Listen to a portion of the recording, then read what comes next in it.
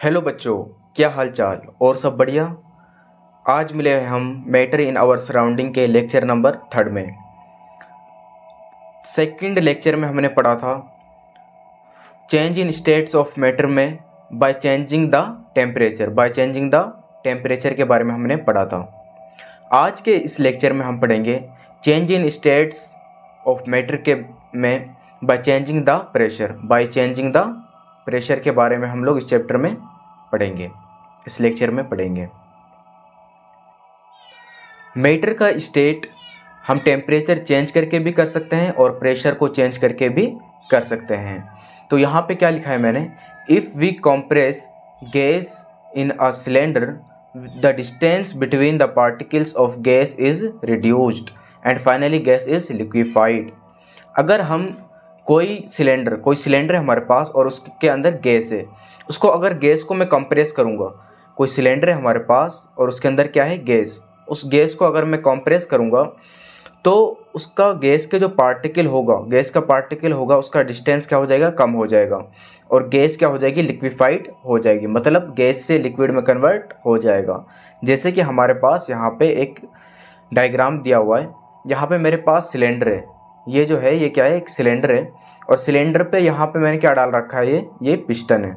तो यहाँ पे आप देख सकते हैं गैस जो है, यहाँ पे सिलेंडर के अंदर ये गैस दिखाई दे रही है आपको, सिलेंडर के अंदर ये क्या है, ये गैस है। तो ये गैस, अभी मैंने प्रेशर नहीं डाला है तो गैस यहाँ पे ज़्यादा है। अब मैंने क्या करा, पिस्टन की हेल्प से यहाँ पे मैंने क्या कर दिया, इसके ऊपर प्रेशर डाला है। तो पिस्टन की हेल्प से जब मैंने इसके ऊपर प्रेशर डाला तो क्या हुआ, जो गैस का जो वॉल्यूम है, गैस का वॉल्यूम क्या हो गया, कम हो गया और गैस किस में चेंज हो गई, लिक्विड में चेंज हो गई। गैस किस में चेंज हो गई, गैस लिक्विड में चेंज हो गई, क्योंकि मैंने इसके ऊपर प्रेशर डाला। तो गैस से किस में चेंज हो गया, गैस से लिक्विड में चेंज हो गया। ठीक है, एग्जाम्पल देख सकते हैं यहाँ पे, dry ice solid carbon dioxide. Dry ice होता है, उसको बोलते हैं solid carbon dioxide. Solid carbon dioxide जो होता है, अगर उसके ऊपर वो गैस फॉर्म में होता है और गैस को अगर मैं प्रेशर में कन्वर्ट करता हूँ, उसके ऊपर ज़्यादा प्रेशर लगाता हूँ तो वो सॉलिड में कन्वर्ट हो जाता है। अगर मैं और ज़्यादा प्रेशर लगाऊंगा तो वो किस में कन्वर्ट हो जाएगा, सॉलिड में कन्वर्ट हो जाएगा। आ गया समझ में। अब हम बात करते हैं इवापोरेशन के बारे में।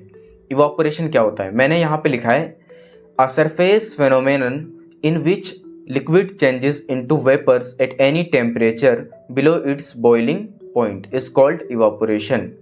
इवापोरेशन एक सरफेस फेनोमेनन है, मतलब ये सतह पे होता है। In which liquid changes into vapour, इसमें क्या होता है, इवापोरेशन में जो लिक्विड होता है वो वेपर में चेंज हो जाती है। जो लिक्विड होता है वो किस में चेंज होती है, गैस में चेंज हो जाती है। Eight any temperature below its boiling point, मतलब बॉइलिंग पॉइंट से कम टेम्परेचर, किसी भी टेम्परेचर में अगर कोई भी लिक्विड चीज़ गैस में या वेपर में कन्वर्ट हो जाती है, उसे बोला जाता है इवापोरेशन। दोबारा से समझिए, बॉइलिंग पॉइंट से किसी कम टेम्परेचर में कोई भी लिक्विड चीज़ वेपर में कन्वर्ट हो जाती है, उसे बोला जाता है इवापोरेशन। फॉर एग्जांपल हमारे पास जैसे वाटर है, फॉर एग्जांपल मैंने बोला वाटर, क्या बोला, वाटर। तो वाटर जो होता है, वाटर का जो बॉइलिंग पॉइंट होता है वो कितना होता है, 100 डिग्री सेल्सियस। कितना होता है, 100 डिग्री सेल्सियस।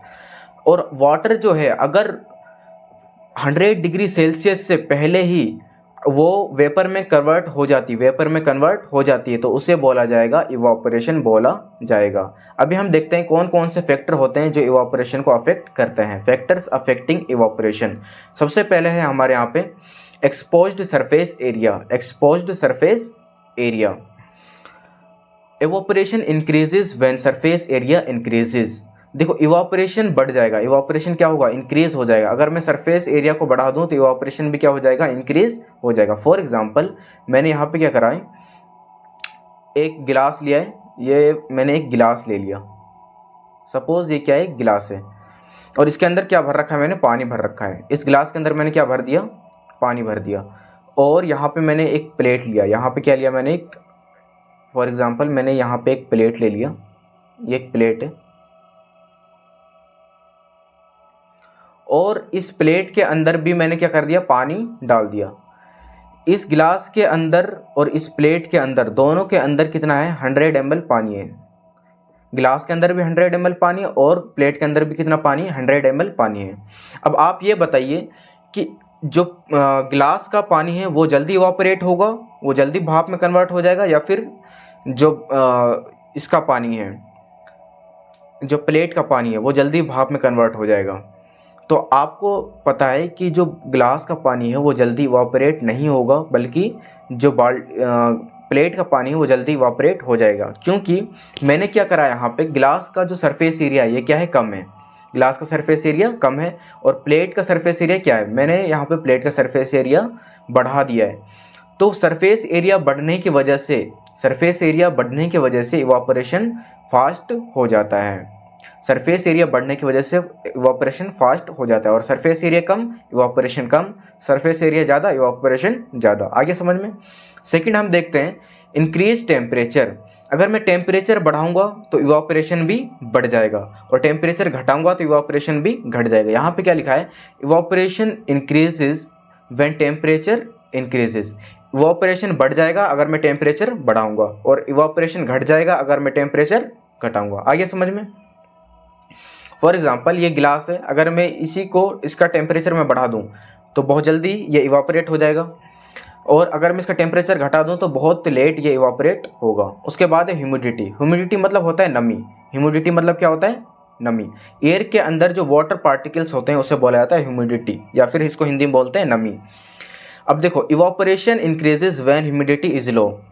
इवापोरेशन बढ़ जाता है जब ह्यूमिडिटी कम होती है। जब नमी, हवा के अंदर अगर नमी कम है तो इवापोरेशन बढ़ जाएगा, और हवा के अंदर अगर नमी ज़्यादा है तो इवापोरेशन घट जाएगा। इसका उल्टा होता है, हवा के अंदर अगर ह्यूमिडिटी ज़्यादा है तो इवापोरेशन कम हो जाएगा, और हवा के अंदर ह्यूमिडिटी अगर कम है तो इवापोरेशन बढ़ जाएगा।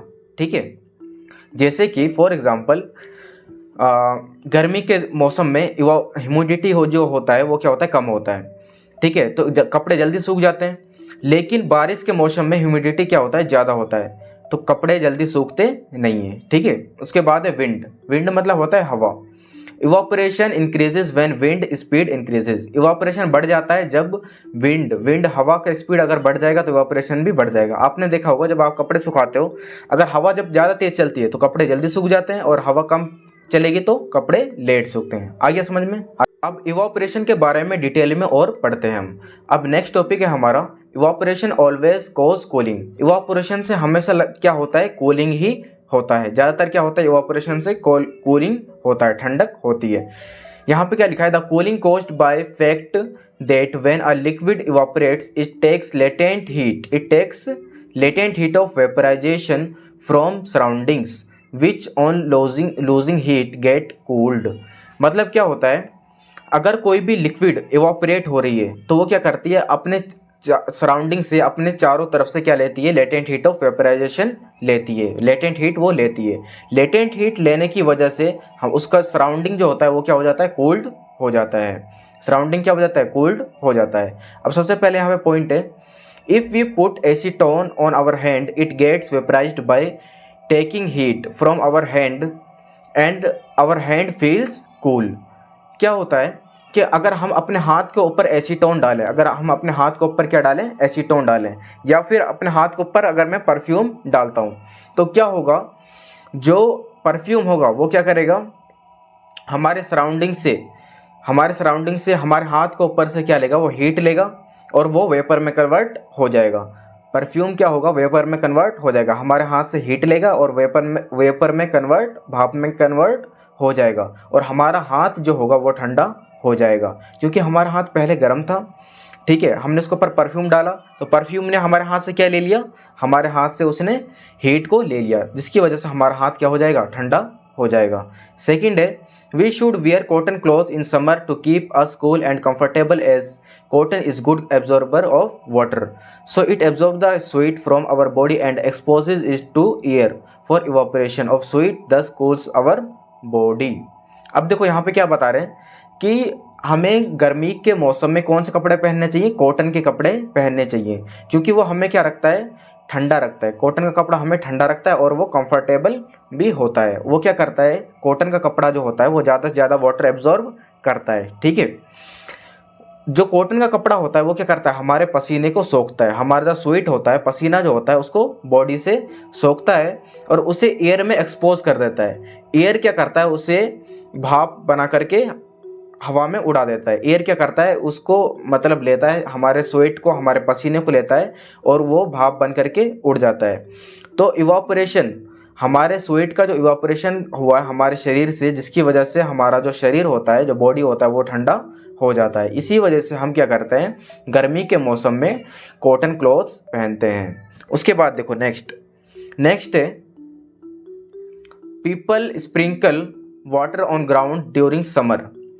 देखो लोग क्या करते हैं गर्मी के मौसम में, जैसे अभी गर्मी का मौसम चल रहा है, तो लोग क्या करते हैं ग्राउंड में क्या करते हैं, पानी छिड़कते हैं। स्प्रिंकल मतलब पानी छिड़कना। This water takes heat from ground and surrounding air to evaporate, thus making the place cool. तो ये जो वाटर होगा ये क्या करेगा,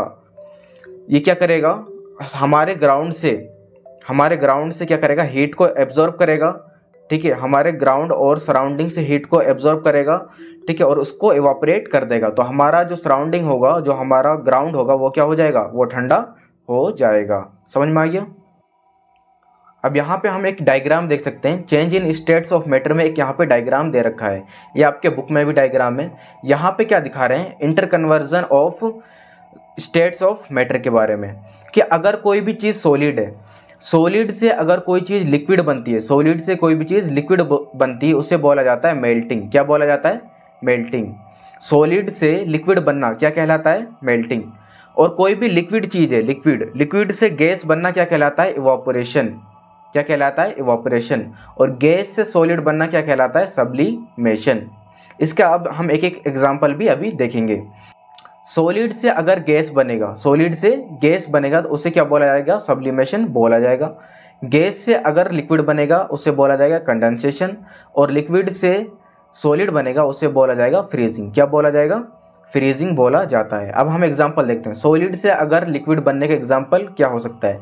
जैसे हमारे पास फॉर एग्जांपल बर्फ़ था। बर्फ़ क्या होता है, सॉलिड से अगर मैं उसे क्या करूँगा, मेल्ट करूँगा, पिघलाऊंगा, तो वो किस में चेंज हो जाएगा, पानी में चेंज हो जाएगा, लिक्विड में कन्वर्ट हो जाएगा। और वो लिक्विड को अगर मैं दोबारा हीट करता हूँ तो वो गैस में कन्वर्ट हो जाएगी। और गैस से सॉलिड का एग्जाम्पल ऐसा होता है, जैसे कि आपने चूल्हा देखा होगा। चूल्हे के ऊपर अगर मैं छप्पर वगैरह लगा देता हूँ, ठीक है, टीन वगैरह लगा देता हूँ, तो चूल्हे में से जो धुआं निकलता है, तो वो जो धुआं होता है वो छप्पर, जो टीन होता है, उसके ऊपर जा करके जमा हो जाता है, जिसकी वजह से टीन के ऊपर काली परत जम जाती है। तो वो गैस से सॉलिड बन गया, वो सब्लिमेशन का एग्जाम्पल हो जाएगा। सॉलिड से गैस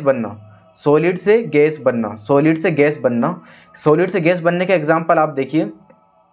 जैसे for example solid carbon dioxide जो होती है, सॉलिड कार्बन डाइऑक्साइड ये क्या होती है, डायरेक्ट सॉलिड से गैस में कन्वर्ट हो जाती है। या फिर नेफ्थलीन बॉल, कपूर की गोली आपने देखा होगा, वो भी डायरेक्ट सॉलिड से गैस में कन्वर्ट हो जाती है। उसके बाद गैस से लिक्विड कैसे बनता है, जैसे कि आपने दूध गर्म करा और दूध गर्म करने के बाद उसके ऊपर आपने क्या करा, भगोने के ऊपर आपने ढक्कन ढक दिया, तो ढक्कन के ऊपर पानी के छोटे छोटे वेपर आ जाते हैं। तो वो वेपर कहाँ से आए, वो गैस के जरिए से किस में चेंज हो गया, वो लिक्विड में कन्वर्ट हो गया, उसे बोला जाएगा कंडेंसेशन। ठीक है, लिक्विड से सॉलिड बनने का देखो, लिक्विड से सॉलिड बनना क्या कहलाता है, फ्रीजिंग। जैसे कि पानी है, पानी को अगर आप फ्रीज में रख दो तो वो किस में चेंज हो जाएगा, वो बर्फ़ में चेंज हो जाएगा। तो ये फ्रीजिंग का एग्जाम्पल हो गया। आगे समझ में। अब नेक्स्ट टॉपिक है हमारा यूनिट ऑफ टेम्परेचर का यूनिट। तो टेम्परेचर को हम किस चीज़ में नापते हैं, temperature can be measured in Celsius, degree Celsius और इन केल्विन। टेम्परेचर को हम या तो सेल्सियस में नापते हैं या फिर किस में नापते हैं, केल्विन में नापते हैं। टेम्परेचर को दो चीज़ों में नापा जाता है, या तो डिग्री सेल्सियस में या फिर केल्विन में नापा जाता है। सबसे पहले देखते हैं डिग्री सेल्सियस टू केल्विन।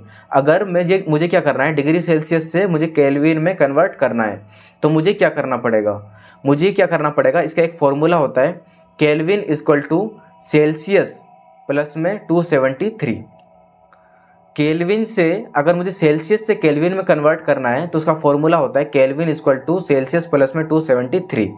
और केल्विन से अगर मुझे डिग्री में कन्वर्ट करना है, केल्विन से अगर डिग्री में कन्वर्ट करना है, डिग्री सेल्सियस में कन्वर्ट करना है, तो उसका फॉर्मूला होता है Celsius equal to kelvin minus 273। Celsius equal to kelvin minus 273 होता है। यहाँ पे हमें एक एग्जाम्पल दे रखा है, convert 37 degree Celsius to kelvin. 37 degree Celsius को हमें किस में कन्वर्ट करना है? केल्विन में कन्वर्ट करना है। 37 डिग्री सेल्सियस को हमें किस में कन्वर्ट करना है? केल्विन में कन्वर्ट करना है। तो मैं यहाँ पे क्या करूँगा, ये फॉर्मूला यहाँ पे मैं लगा दूंगा। तो फॉर्मूला क्या है? Kelvin equal to Celsius, degree Celsius. Degree Celsius हमें कितना दे रखा है? 37 डिग्री सेल्सियस प्लस में 273। इसको मैं प्लस कर लूँगा, इसको मैं क्या करूँगा? प्लस कर लूँगा। इसको मैं प्लस करूँगा तो कितना आ जाएगा? 7 और 3 कितना हो गए? 10, कैरी लगा 1, 7 और 1 8, 8 और 3 कितना हो जाएगा? 11, कैरी लगा 1, 3 और 2 और 1 3, ये कितना आ गया? 310 केल्विन। कितना आ गया? 310 केल्विन। तो ये हमारा क्या हो गया? ये आंसर हो गया। ठीक है, हमने क्या करा, यहाँ पे हमें फॉर्मूला दे रखा है kelvin equal two degree Celsius plus में 273। हमने क्या करा, सेल्सियस की जगह पे क्या डाल दिया हमने? 37 डाल दिया। तो इसको मैंने प्लस कर दिया, कितना आ गया? 310 केल्विन आ गया। अब हमें यहाँ पे एक एग्जाम्पल और दे रखा है, केल्विन से डिग्री सेल्सियस में कन्वर्ट करने के लिए। Convert 314 kelvin two degree Celsius. तो हम क्या करेंगे, यहाँ पे ये फॉर्मूला अप्लाई कर देंगे। यहाँ पे डिग्री सेल्सियस निकालने के लिए फॉर्मूला है degree Celsius equal to kelvin. Kelvin में मैं क्या डालूंगा? 314। क्या डालूंगा? 314 माइनस 273। इसको मैं माइनस कर दूंगा, कितना आ जाएगा? इसको मैं माइनस करूंगा तो कितना आ जाएगा? 4 में से 3 गया 1, और यहाँ पे कितना बचा? 11 में से 7 गया तो 4। ठीक है, 41 डिग्री सेल्सियस। कितना आ जाएगा? 41 डिग्री सेल्सियस आ जाएगा।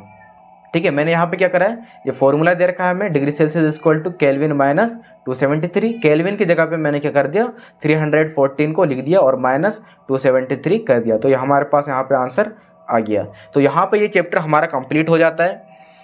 क्वेश्चन आंसर के वीडियो देखने के लिए, इन टेक्स्ट क्वेश्चन आंसर या फिर एक्सरसाइज क्वेश्चन आंसर के वीडियो देखने के लिए हम नेक्स्ट लेक्चर में मिलेंगे। अगर ये वीडियो आपको पसंद आया है तो अपने दोस्तों के साथ शेयर करें, वीडियो को लाइक करें, चैनल को सब्सक्राइब करें, और कुछ क्वेश्चन बाकी है तो कमेंट में पूछ सकते हैं। हम मिलेंगे नेक्स्ट लेक्चर में, तब तक के लिए बाय बाय।